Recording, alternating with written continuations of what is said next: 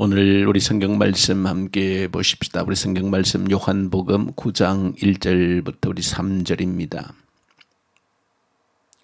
요한복음 9장 1절부터 우리 3절 있는 말씀 같이 보십시다. 예수께서 길을 가실 때에 날 때부터 맹인된 사람을 보신지라. 제자들이 물어 이르되 랍비여, 이 사람이 맹인으로 난 것이 누구의 죄로 인함이니까? 자기이니까 그의 부모이니까? 예수께서 대답하시되 이 사람이나 그 부모의 죄로 인한 것이 아니라 그에게서 하나님이 하시는 일을 나타내고자 하심이라.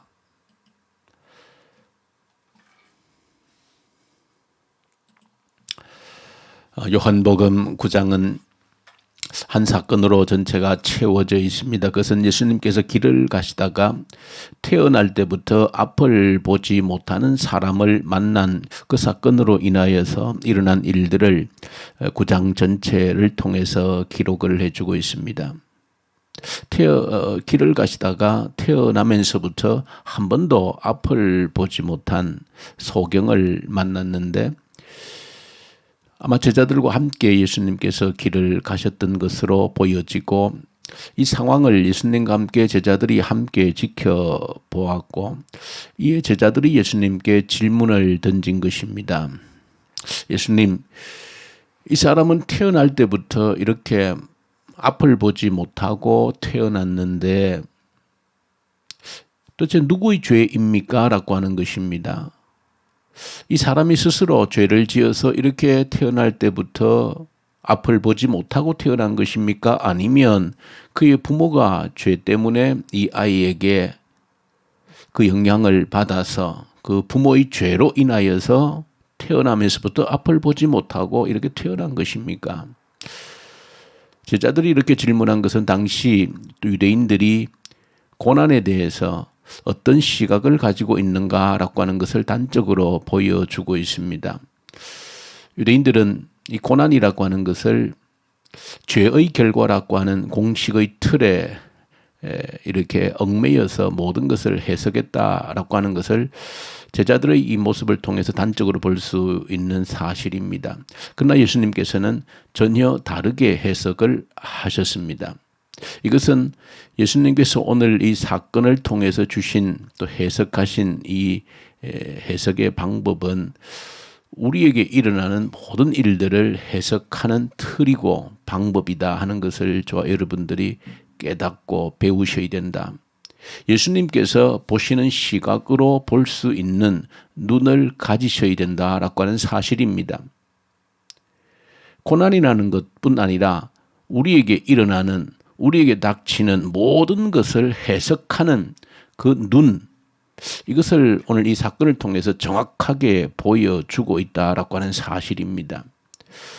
그런 중요성이 있기 때문에 길을 가다가 우연히 만난, 태어날 때부터 한 번도 앞을 보지 못한 이 사람을 통하여서 이 9장 전체의 내용을 채우고 있는 것은 이 사건 자체가 그만큼 중요하다라고 하는 것도 포함을 하고 있습니다.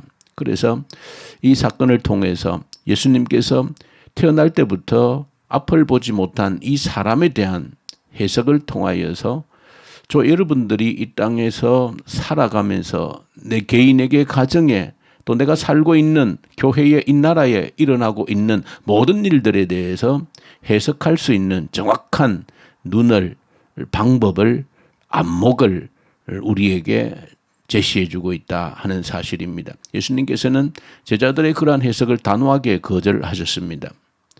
그 부모의 죄도 아니고 그 자신의 죄도 아니라는 것입니다. 죄의 결과로 이 사람이 태어날 때부터 그렇게 앞을 보지 못하고 태어난 것이 아니다. 하나님께서 하고자 하시는 일이 있기 때문이다. 그렇게 예수님께서 군더더기 없이 정확하게 해석을 하여 주신 겁니다. 이것은 저와 여러분들이 예수님께서 이 사건에 대해서, 이 일에 대해서 해석하신 이 해석의 관점을 그리스도인으로서, 예수님을 따르는 그리스도인으로서 반드시 가져야 될 모든 일들에 대한 해석의 관점이라는 것입니다. 어떤 일이든 큰 일이든 작은 일이든 우리가 거기에 반응하기 전에는 사실은 우리 속에서 그 일에 대한 해석이 먼저 이루어집니다. 그 해석이 이루어지고 난 다음에 반응하는 것입니다. 그러므로 어떤 일이든 큰 일이든 작은 일이든 어떻게 해석하느냐라고 하는 것은 내가 어떻게 반응하고 어떻게 행동하느냐를 결정하는 중요한 요인이 되어지는 것이다. 그러므로 예수님께서 오늘 이 태어날 때부터 한 번도 앞을 보지 못한 이 사람을 해석하는 관점을 저와 여러분들이 반드시 내가 모든 것을 해석하는 관점으로 새겨야 된다라고 하는 것입니다. 우리가 이해할 수 없는 고난을 가지고 태어난 이 사람, 예수님께서는 그를 통해서 하나님께서 하시고자 하시는 일이 있기 때문이다라고 하는 정확한 해석을 주신 겁니다. 그러므로 저 여러분들이 어떤 일들을 보더라도 어떤 사건을 만나더라도 하나님께서 하시고자 하시는 일이 있기 때문에 허용되어진 것이다. 물론 성경을 배경으로 해서 우리가 볼 때에 어떤 경우에서는 우리가 지은 죄의 결과로 당하는 고난들이 있습니다. 물론 크게 보면 이 땅의 모든 고난이라고 하는 것은 죄의 결과임에 틀림이 없습니다. 인간이 타락함으로 인하여서 고난이라고 하는 것이 찾아온 것은 전체적인 흐름에서 분명한 것입니다. 모든 것은 죄의 결과입니다. 그러나 예수님께서는 그것을 단순하게 죄의 결과 때문이라고 해석을 하지 않고 더 큰 안목에서 하나님께서 하시고자 하는 일이 있다라고 해석을 하신 겁니다. 좁게 보면 어떤 경우에 분명히 우리가 죄를 지었기 때문에 그 죄의 결과로 당하는 고난들이 반드시 있습니다. 그러나 우리가 조심해야 될 것은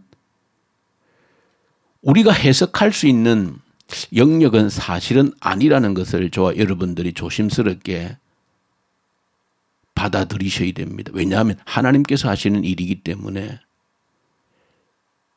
그런 일이 있을 수 있지만 그러나 우리의 입장에서 저 일은 이런 죄를 지었기 때문에 이런 일이 일어난 거야 라고 하는 것은 우리가 굉장히 조심해야 된다.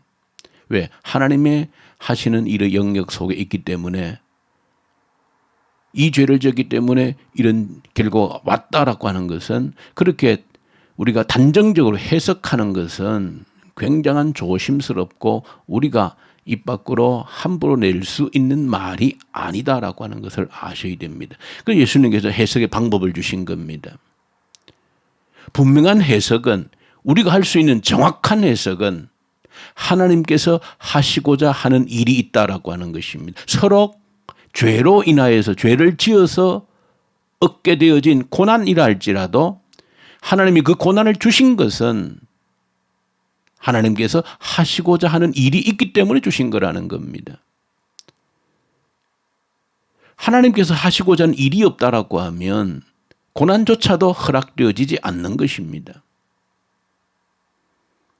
이 땅에 아직도 생명을 유지하고 있기 때문에 고난이라는 것도 존재하는 것이죠. 이 땅에 생명을 하나님이 주셨다는 것 자체가 하나님께서 나를 통해 그래도 하고자 하시는 일이 있다는 증거가 되어지는 겁니다. 그러므로 모든 일들에 있어서 그 해석할 수 있는 중요한 관점 절대 놓치지 않아야 된다라고 하는 사실입니다. 하나님께서 하시고자 하시는 일이 있어서 이 일이 일어났다. 그러므로 어떤 일들을 저와 여러분들이 살필 때에 사건을 살필 때에 그런 관점으로 살피셔야 되는 것입니다. 하나님께서 어떤 일을 하기를 원하시는가?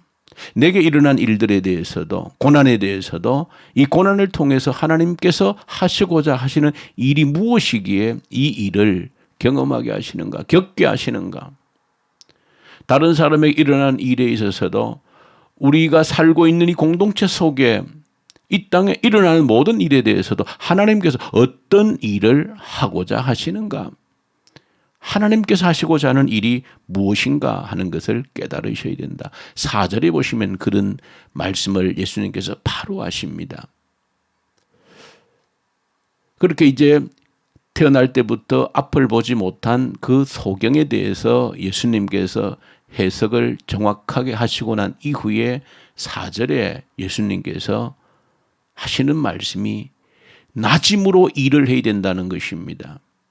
일할 시간은 낮밖에 없다는 것이 곧 일하지 못할 밤이 이른다라고 하는 것입니다.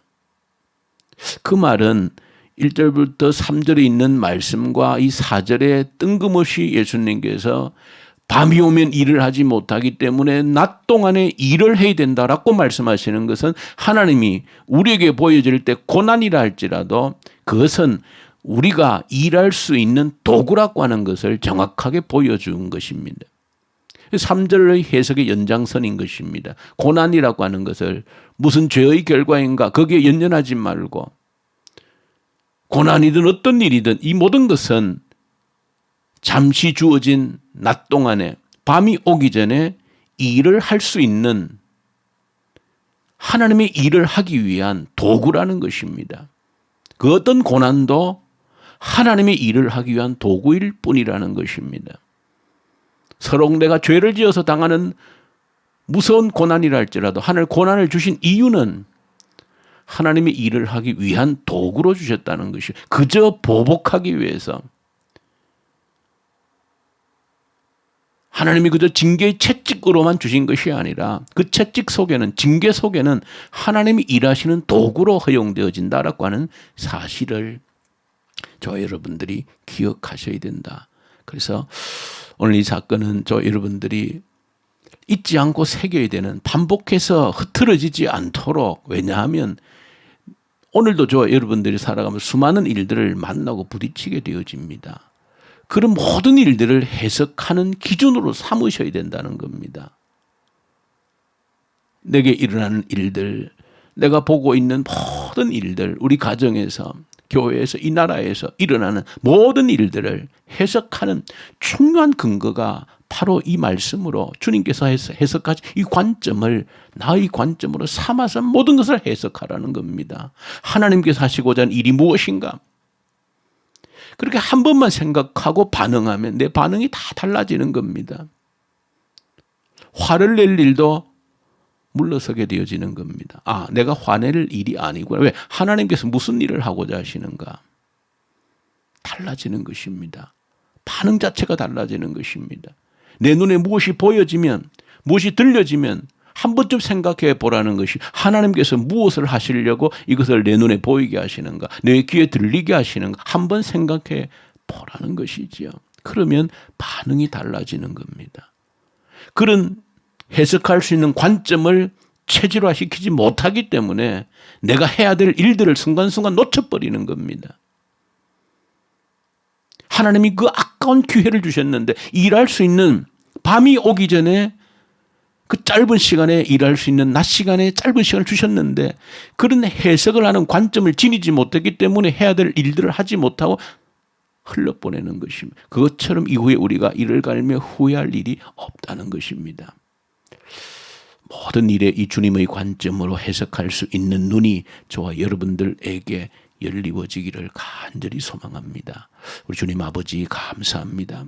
어떤 일을 만나고 보고 듣더라도 주님께서 해석하신 대로 해석하고 내가 해야 될 일들을 하나님의 일을 감당해내는 저희들 되게 하시옵소서. 우리 주 예수님 이름으로 기도 올려드립니다.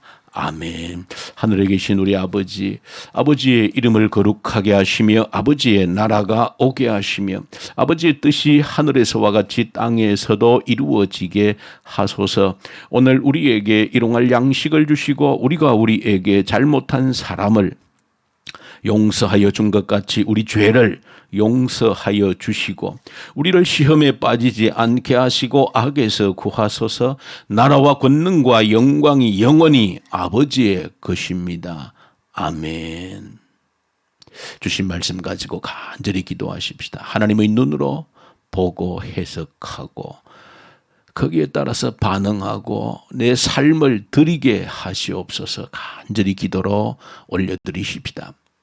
이 나라를 올려드리십시다. 이 나라에 참으로 하나님을 두려워하는 자들이 지도자가 되게 하십시오. 북한 땅을 긍휼히 여기시고 악한 정권이 소멸되게 하시고 복음의 계절이 다시 한번 오게 하십시오. 코로나 앞에서 우리의 믿음을 더욱더 견고히 다지는 기회가 되게 하시옵소서.